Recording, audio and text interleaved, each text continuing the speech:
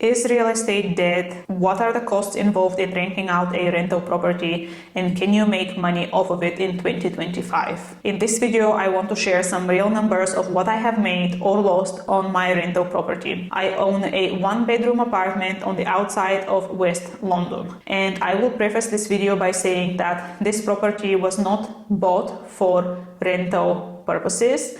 This property was purchased solely for myself, for me to live in, and I did live in it for 2 years. And I have now rented it only because I am now married and I have moved in with my partner, so my only choice was to either keep it empty and pay the mortgage or to rent it out and try to make some money off of it. Now, without further ado, let's jump right into the numbers. Now, as I mentioned, the apartment is outside of London, so the estimated rent was between £1,150 and £1,250. I accepted an offer of rent of £1,175 per month, so my rental income for the whole year was £14,100. The cost associated with the management agency came to nearly £3,000. This was £2,988.40. And here you can see the breakdown in that. This includes inventory, which is, I opted to have an inventory check before anyone moved in, so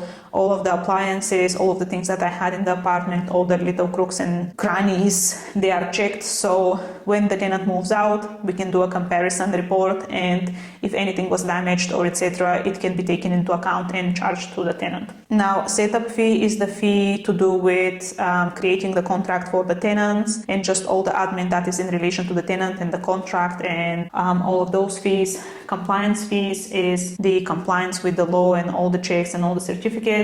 And I also opted for an inventory checkout fee, which is, again, the report is made once the tenant are moving in and once they are moving out in order to be able to compare if any damage was done that can be charged on the tenant. As you can see, the rest of the charges are VAT on those services, and then management fees for the period of 1 year, and of course electrical safety check and gas safety check as well. Now, some of those, as I said, I won't be paying next year because the electrical and gas safety checks are costs that I think are valid for 5 years. I think every 5 years they need to be renewed. Maybe I'm wrong, but yeah, they're only charged every few years. So next year, if the same tenant decides to stay in the property, the only fee that I will be paying is again the management fee and renewal of contract fee. So all of those fees will not be there. So the upfront cost from renting the apartment for the first time and setting everything up came to about £3,000. So net, I have received £11,111.60. Now, during that process,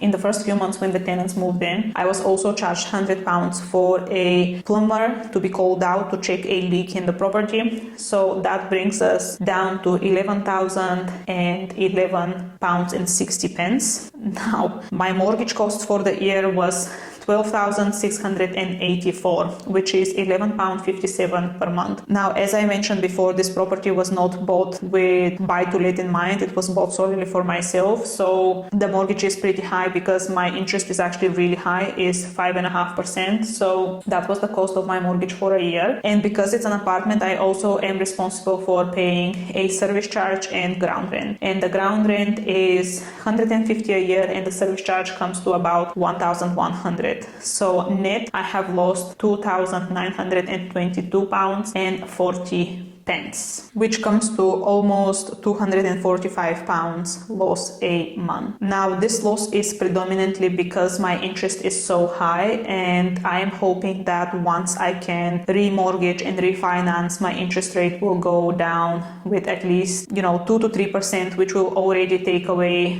£200 to £300 of my mortgage cost, and that will basically cover the loss. I'm also really interested with how much that is going to be next year, and the fact that I won't be having to pay some of those setup fees and how much that will be as well. I am also planning to possibly increase the rent because you are able to increase the rent a little bit in line with the consumer price index. So hopefully next year I would be breaking even and not having a loss. But I just wanted to show you realistically in the first year if you wanted to rent out a property and the cost associated with that. Now, some people will think think that I am really not very smart for doing that, but this is my situation at the moment, and the reason why I'm deciding not to sell is that because my mortgage is also fixed for quite a long time on a very high interest, and if I was to sell the property and repay the mortgage, I have to pay a very, very hefty penalty, which is a lot more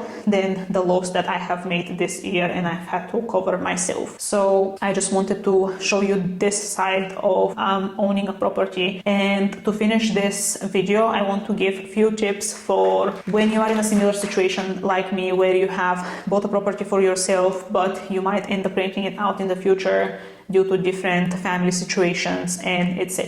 And my tip is very on topic for this video, and it will be when you are looking for a property for yourself, try to think a little bit in the future, like 5 to 10 years, because how I was thinking was, I can afford to pay this payment, I'm comfortable with it, I don't plan to rent it out, I don't plan to move.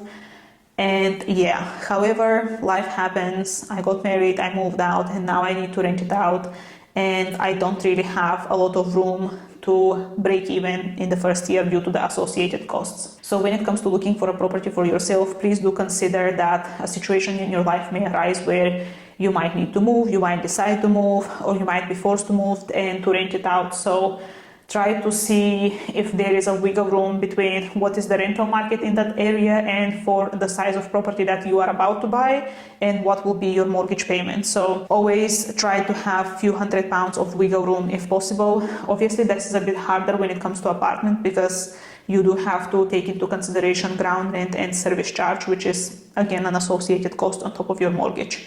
If this was a freehold property, obviously my loss would have been probably half of what it was. But yeah, my number one tip would be to just think about the future. Think if you end up in a situation like that, do you have some wiggle room? And if you don't, would you be able to cover the loss, for example, for the first year?